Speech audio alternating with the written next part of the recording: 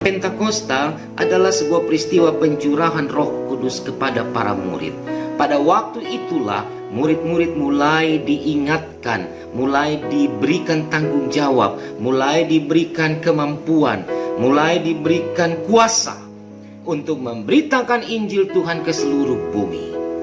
Dan peristiwa Pentakosta juga dikenal dengan lahirnya gereja. Pada saat roh itu dicurahkan, pada saat roh Tuhan itu turun, maka terjadilah perubahan, terjadilah perombakan, terjadilah sebuah pergeseran keadaan sebelum dan sesudah Pentakosta.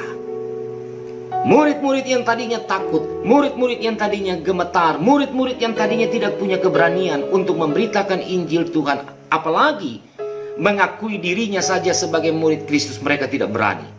Tapi pasca pencurahan Roh Kudus, mereka menjadi pribadi-pribadi yang diubah. Rasul Paulus dalam surat Galatia pasal 5 ayat 22 dan 23 bicara soal buah-buah roh. Buah-buah yang merupakan manifestasi dari pencurahan Roh Kudus itu kepada umat, kepada manusia yang percaya dan beriman.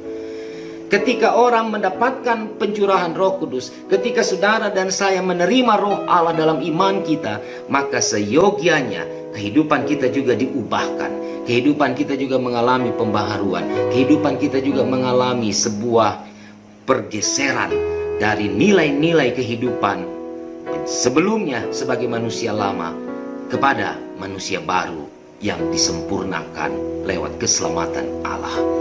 Saudara-saudara, oleh sebab itu ketika kita merayakan sebagai gereja peristiwa Pentakosta, maka peristiwa ini harus dimaknai sebagai momentum kita mengubah kehidupan ini. Sebagai momentum kita memiliki spirit, memiliki motivasi, memiliki kemampuan, memiliki kekuatan untuk melangkah lebih berani lagi. Karena kita tidak berjalan sendiri, kita berjalan dengan Kristus, kita berjalan dengan rohnya, kita berjalan dengan Allah yang memberikan kemampuan itu dalam hidup kita. Hidup beriman pun demikian. Apabila kita menerima Roh Kudus, menerima Roh Allah, tapi tidak memiliki kedisiplinan, tidak memiliki pemahaman yang baik dan benar untuk hidup di dalam kebesaran Tuhan itu, di dalam tuntunan Tuhan itu, maka iman kita tidak akan bertumbuh, iman kita akan redup, iman kita akan mati.